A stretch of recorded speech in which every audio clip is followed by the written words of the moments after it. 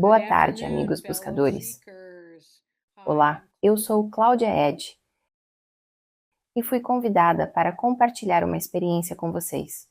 É por isso que estou aqui na frente de vocês. Eu morri. Foi há vários anos. Eu tinha 30 anos de idade. Agora estou com quase 70. Então já faz um tempo. Mas é vívido. Nunca sai de você. Depois de visitar o outro lado, não há nada igual. E eu gostaria de contar a vocês sobre isso e algumas coisas que aconteceram desde então que podem ser interessantes. Sabe, há muitos de nós por aí falando sobre experiências de quase morte, e sei que há muitos de vocês buscando respostas por aí. Mais uma vez, eu tinha 30 anos e estava grávida. Estava prestes a dar à luz a qualquer momento. Estava me aproximando da data prevista para o parto e tive uma gravidez absolutamente normal. Eu era uma jovem mãe saudável e nada deveria ter dado errado, mas eu me encontrava pensando o dia todo que deveria ir fazer um exame. Eu deveria ir ao hospital e ser examinada. E isso é uma coisa que eu queria compartilhar com vocês. No que diz respeito ao instinto e aquela sensação que você tem, e você sabe, você pensa: devo fazer isso? Não devo fazer isso? Devo ir até ali? Devo virar à direita? Devo virar à esquerda? E ninguém é mais inteligente do que sua própria intuição. Ela é a melhor resposta. E para mim, foi o que fiz. Segui esse instinto, fui ao hospital e disse: Olha, não estou sentindo dor. Não sei, não estou necessariamente ansiosa, mas algo não está certo e gostaria de ser examinada.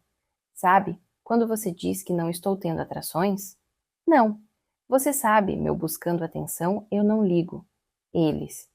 Eles finalmente disseram: aqui está uma bata. Vamos examiná-la. Então, entrei na sala de exames e vesti a bata. E eu estava lá há menos de 5 minutos quando notei gotas de sangue no chão. E então foi mais do que isso, de fato, você sabe. Alerta de choque aqui. Mas se você já assistiu ao filme O Iluminado, e quando a porta do elevador se abre e o sangue jorra, era como se baldes estivessem caindo. Era o que tinha acontecido.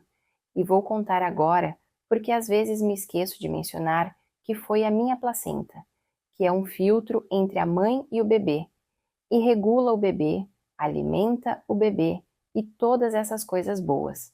Ela é necessária em uma gravidez. A minha estava se enchendo de sangue e teria ficado maior, mais apertada e mais firme, cheia de sangue. E por qualquer motivo, ele não estava saindo. Assim, a cada bombeamento de sangue, ela ficava cada vez mais bloqueada até explodir. E graças a Deus, segui meu instinto de estar no hospital quando isso aconteceu. Em poucos minutos, um estagiário me encontrou e disse que essa senhora ainda tinha 2 minutos de vida. Foi assim que as coisas mudaram rapidamente para mim. Minha vida, minha família, tudo. Basicamente, eles me colocaram em uma maca e não conseguiam ver os batimentos cardíacos do meu bebê. É muito angustiante para uma jovem mãe ouvir essas coisas. Minha preocupação era, por favor, salvar meu bebê. E eles basicamente trouxeram um bisturi para a sala de exames novamente, sem tempo para a sala de cirurgia, ou anestesia, ou oxigênio, ou, sabe, um cobertor quente. Até mesmo uma aspirina estava fora de questão. Eles seguraram meus braços e pernas e começaram a extrair meu bebê, sangrento, horrível, terrível. A ausência de dor que eu sentia antes havia desaparecido. Agora sim, era tão ruim, era muito doloroso. E entre essa sala horrível de sangue e sangue, eles tiveram que mover meus órgãos para fora do caminho para chegar ao bebê. Em um determinado momento, enquanto eu estava sendo segurada, a única coisa que parte de mim conseguia mover era a cabeça se contorcendo para frente e para trás. Essa era a única coisa que eu conseguia fazer. Enquanto eu estava indo para frente e para trás, olhei e percebi que uma enfermeira estava enrolando uma corda cinza em seu braço e a dor era muito forte. Perceber que eram meus intestinos foi muito terrível. Cheguei a um ponto em que eles tiraram aquele pequeno corpo sem vida de cima de mim, e tudo se resumiu a: estou fora daqui. E o que eu queria expressar era que o processo de morrer não é divertido, sem dúvida. Mas para aqueles que têm medo da morte real, do movimento entre esta vida terrena e o desconhecido, gostaria de dizer que não é nada demais. Foi realmente familiar, como se eu já tivesse feito isso antes, como se fosse memória muscular para flutuar. Eu estava atravessando paredes no hospital. Eu estava realmente me divertindo no início, depois de ter, sabe, apenas verificado o corpo, verificado o quarto e ido, e meu corpo me deixou sair aqui. Quero dizer, eu ainda era eu. Eu ainda era a Cláudia. Tudo aqui em cima, minhas memórias, pensamentos e personalidade, estava intacto. A única coisa que eu havia deixado para trás era essa casca externa, meu macacão, minha roupa de trabalho na terra. Era como se eu não precisasse mais dela. Então eu me livrei dela e fiquei livre. Então explorei o hospital. Vou lhe contar todas as travessuras, mas acabei no quarto de um senhor e meio que fiz uma coisa na frente dele e ele não sabia que eu estava lá. Foi então que percebi que estava morta. Antes era tão natural que, sinceramente, nunca havia passado pela minha cabeça a ideia de que, oh meu Deus, eu estava morta. Então, assim que pensei que estava nesse lugar, em outra dimensão que era instantâneo e que eu estava nessa vastidão, foi muito difícil de escrever. As palavras da Terra são realmente limitadas, e esse é um dos problemas que tive ao falar sobre minha EQM, porque eu estava nesse lugar incrível que era tudo e nada ao mesmo tempo. Era incompleto, e a escuridão total era negra. Se eu tivesse uma mão, não conseguiria vê-la na frente do meu rosto, mas não era assustador, não era antinatural, não era negativo. Foi absolutamente perfeito. Eu fui tão amada, fui tão abraçado, confortado e embalado por aliados ferozes. Ele sabia tudo sobre mim e simplesmente me envolveu como uma criança amada. E eu estava completamente satisfeita por estar naquele lugar. Não demorou muito para que eu começasse a ouvir o chamado de volta à Terra. Isso era do outro lado. Foi isso que minha experiência imediata me proporcionou. Um lugar perfeito de escuridão total. Então, quando acordei no hospital, agora um excelente candidato para um estudo de pesquisa, porque eu estava completamente lúcida em minha experiência de morte, sem drogas, sem nada, sem anestesia para enfrentar. Sabe? Até onde? Oh, você sabe, ela está alucinando. Ela está em um ciclo, não importa. Não, não havia nada disso. E esse era um hospital universitário. Portanto, havia grande interesse no que eu tinha visto e sentido durante essa experiência. Então, quando me perguntaram o que aconteceu quando você estava morta, quem você viu? Você ouviu alguma coisa? Você sabe? E eu não tinha uma boa resposta a não ser que eu estava em paz absoluta e perfeição absoluta nesse espaço negro, nessa escuridão. E vi a negatividade da pesquisadora, sabe? Fazendo anotações em seu cartaz com aquele flash de negatividade. Percebi que isso seria algo que eu teria de fazer. Afinal, eu não podia explicar o que estava acontecendo porque nunca tinha ouvido falar de uma EQM como aquela. Quem era eu e como tive minha experiência?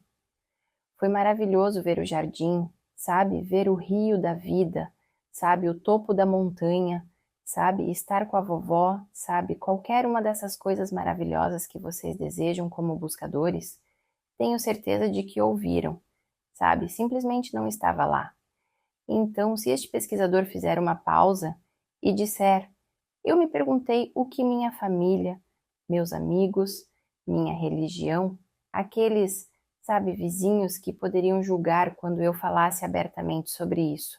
Portanto, não falei sobre isso. Não falei sobre isso por 25 anos.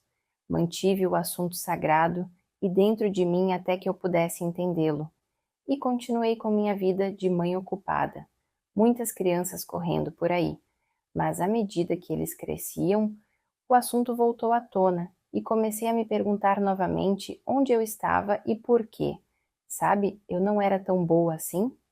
Será que eu não merecia o tipo de paraíso que os outros tinham? Sabe como os outros falaram em suas experiências de quase morte? E comecei a orar sobre isso. Perguntei sobre isso. Eu queria conhecer o meu Deus e me senti realmente necessitada de descobrir o porquê. Eu sentia que havia muito mais e porque eu só tinha que me lembrar de nós. Alguém queria chamá-lo de o vazio e eu disse: não, porque um vazio para mim é um vazio de algo. Está faltando alguma coisa. E eu o chamo de vastidão porque era muito grande. Era tão grande que era enorme, estava além. E comecei a ter sonhos. Bem, eu estava tendo sonhos. Mas o que estava acontecendo em meus sonhos era que eu notava que no canto dos sonhos normais, meu guia estava aparecendo. Na época, eu não sabia que ele era meu guia, mas quando o notei, ele estava fazendo movimentos estranhos ou usando uma roupa estranha. Qualquer coisa que ele pudesse fazer para chamar minha atenção nesse sonho e ainda assim me manter em um estado de sono. Quando eu o notava, ele segurava um sinal e dizia: preste atenção nisso ou venha comigo, e nós praticávamos isso.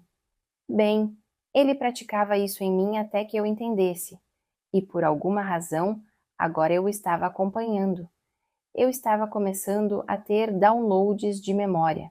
Quando eu o acompanhava, estava frequentando o que eu chamava de escola do espírito, porque eu estava dando, sabe, quando você faz as grandes perguntas, sabe, por que estamos aqui?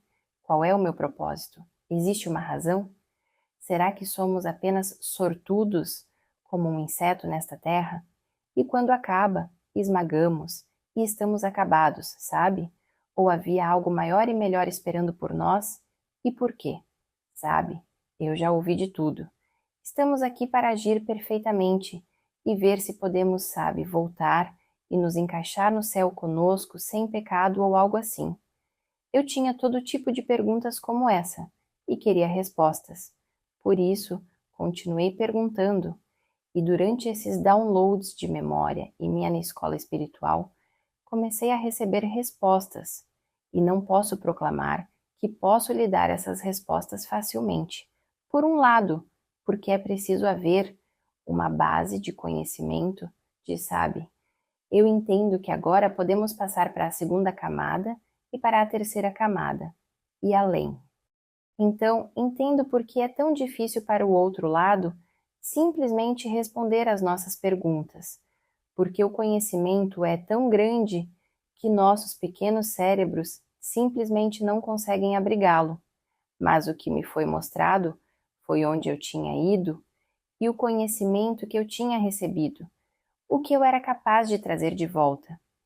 Mostraram-me um copo de papel e naquele copo eu tinha um oceano cheio de conhecimento, mas ele estava em pequenas gotas. Por isso, tenho examinado essas gotinhas durante todos esses anos, uma a uma. Mas minha lembrança era de estar no ar puro, como uma bolha, uma esfera ou algo assim. Eu estava com meu guia e estávamos viajando pelo universo. Quero dizer, falar sobre uma experiência incrível. Foi o suficiente para realmente absorver tudo. Era rápido, mas não era a velocidade da luz. Mas eu podia ver as estrelas se aproximando quando chegávamos a uma estrela. O que percebi é que as estrelas são conscientes. Elas estavam falando comigo, estavam me chamando e dizendo: ah, a Cláudia voltou. Oh, como foi isso? Sentimos sua falta. Bem-vinda de volta. Coisas tão amorosas estão vindo em minha direção e eu estou nessa bolha. Posso ouvir, posso ver perfeitamente. E as cores à medida que nos aproximamos dessas estrelas. Era como fogo. Tinha amarelos, rosas e laranjas, o que era incrível, e ela deixava uma espécie de cauda quando passávamos por ela. Mas depois havia outra estrela que se aproximava e eu podia ouvi-la falar, chamando-me com louvor, admiração e felicidade por me ver. Era incrível. Eu olhava para o meu guia e dizia: as estrelas podem falar, as estrelas estão vivas, elas são reais. Não são apenas um aglomerado de gases, metal, sujeira e tudo o mais. É como se houvesse consciência no universo. Essa foi uma de minhas maiores realizações. Quando acordei, refleti sobre isso por um longo tempo e fiquei me perguntando se as estrelas eram conscientes ou se nós éramos estrelas. Você sabe, muitas perguntas. E em um segmento de desenho, meu guia permitiu que eu perguntasse a Will. Ele apontou para cima e disse: Você quer ver a estrela do seu irmão? Eu tenho um irmão, Jeff, que esteve na academia a vida inteira. Ele é um pouco mais novo do que eu, não muito, mas tem sido musculoso e, você sabe, bronzeado e lubrificado durante toda a sua vida.